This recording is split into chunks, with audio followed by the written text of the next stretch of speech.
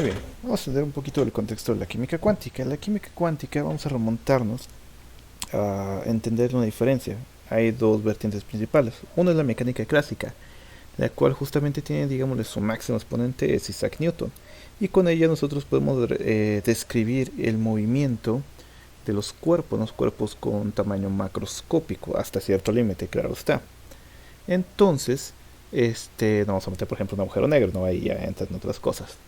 Con esta física nosotros podemos describir justamente la velocidad final de algún cuerpo, la altura máxima, distancia recorrida, mientras que a pesar de que en determinado punto los físicos pensaban que ya estaba todo resuelto y que no había complicaciones, fueron a dar cuenta de que había cosas que aún no pueden explicar, que la mecánica clásica no era aplicable a cuerpos muy pequeños, como lo es un átomo, como lo son entonces los electrones que están rondando, que están moviendo por ese átomo.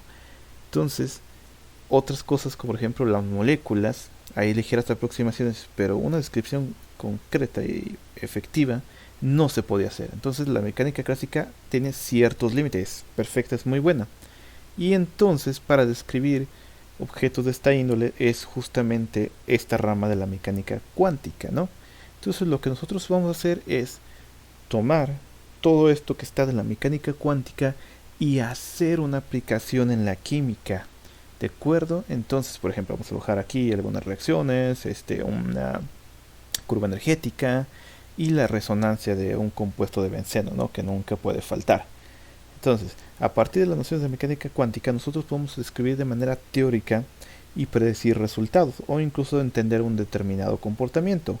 Por ejemplo, una de las cosas que nosotros podemos obtener es tanto, o más bien de estudiar, es la estabilidad de compuestos, propiedades químicas, naturaleza del enlace, los mecanismos de reacción es una parte muy interesante, así como predecir, por ejemplo, algunos aspectos de la espectroscopía, ¿no? Algo clásico en química cuántica.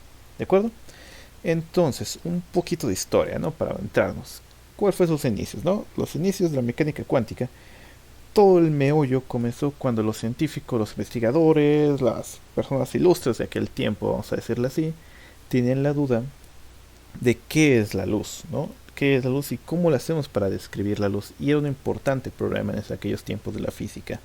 Sobre todo porque había un muy, muy importante detalle. La luz es una onda o es una partícula.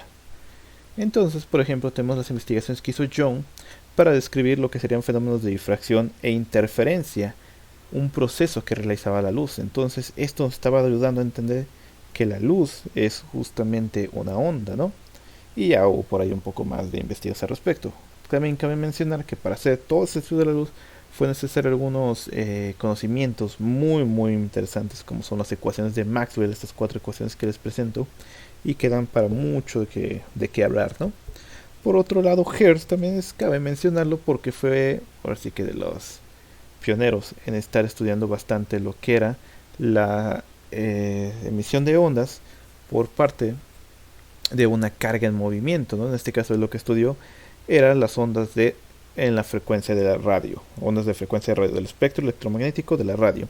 Asimismo, como también estuvo estudiando lo que serían las ondas del campo magnético, que yo represento muy muy curiosamente en este imancito típico de Tex Avery de las caricaturas, ¿de acuerdo?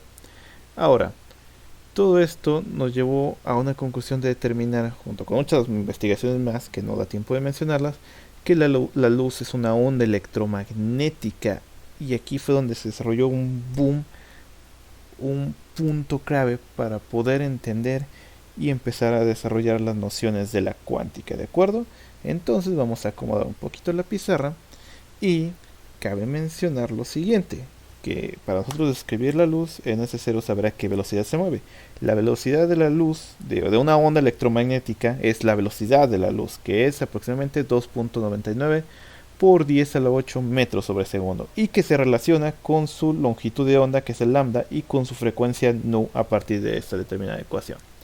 Otra cosa importante, ese fue el experimento del cuerpo negro, que corresponde a un objeto teórico que tiene la capacidad de poder absorber todas las longitudes de onda que Llegan a él, ¿no? Más o menos imagínenselo de una manera así, como que bien sencilla, como una caja toda sellada y con un pequeño orificio en el cual le llegan todas las longitudes de onda, todas las radiaciones electromagnéticas y las puede absorber, ¿ok?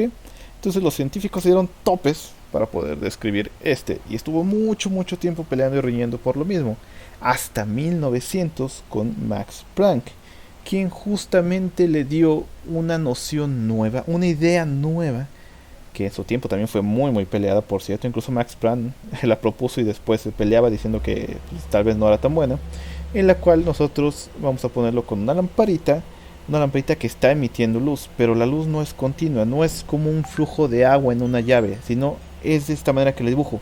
O en una parte va un paquete de luz, luego va en otra parte otro paquete, en otra parte otro paquete, viaja en estos pequeños paquetitos, no lo hace de manera continua, repito, porque es muy importante diferenciarlo. Continuo como lo es flujo de una llave de agua, sino que lo hace de manera discreta, tiene determinados valores y solamente esos valores puede aceptar, no puede aceptar, por ejemplo, puede aceptar uno, puede aceptar 3, puede aceptar 4, pero el 2, a pesar de que el 2 sería lógico que lo tuviera, no lo acepta, algo así es. Entonces, ¿esto cómo se le llama? Esto se le llama que está cuantizada, mecánica cuántica cuantizada es lo importante. Entonces la luz está cuantizada, viaja en pequeños paquetes discretos llamados fotones. ¿Cuántos? De ahí el nombre de cuantizada, ¿no? De cuántos. Ahora, vamos a mencionar también a lo que sería Einstein. Einstein, en este caso, alrededor de 1905, desarrolló los estudios del efecto fotoeléctrico, por lo cual le dieron el Nobel. De esos detalles cuantos de la historia, ¿no? Ya que no se los dieron por sus trabajos en relatividad, pero sí por el efecto fotoeléctrico, que igualmente es algo muy interesante. Entonces, ¿cómo entendemos el efecto fotoeléctrico? Es la emisión de luz a una superficie metálica, pero hay un detalle. Para esto tenemos nuestras lámparas ahí arriba y en la parte de abajo son dos diferentes. Tenemos un objeto azul que es una lámina metálica, ¿de acuerdo? De algún metal, el que quiera. Entonces, ¿nosotros qué hacemos? A partir de esas lámparas vamos a irradiar, vamos a hacerle llegar luz a esas placas. La primera lámpara va a tener una longitud de onda del infrarrojo, mientras que la segunda lámpara va a tener una longitud de onda del ultravisible. Si ustedes hacen el experimento, van a notar que en el primer experimento, en el del infrarrojo, no verán nada notorio, ¿no? Salvo la luz alumbrándole. Pero, ¿qué pasa con el ultravisible, el ultravioleta? Perdón, con el ultravioleta, al momento de que la energía, que la onda electromagnética impacta en la placa, tenemos emisión de electrones. ¿De acuerdo? Eso es el efecto fotoeléctrico, la emisión de electrones por parte de una lámina metálica, de un cuerpo metálico, al ser irradiado por una determinada longitud de onda, por fotones de una longitud de onda determinada. ¿De acuerdo? Entonces vean cómo necesita cierta energía para que esto se dé. Y esa energía va a estar determinada por h-nu, que son nuestros cuantos de energía. ¿De acuerdo?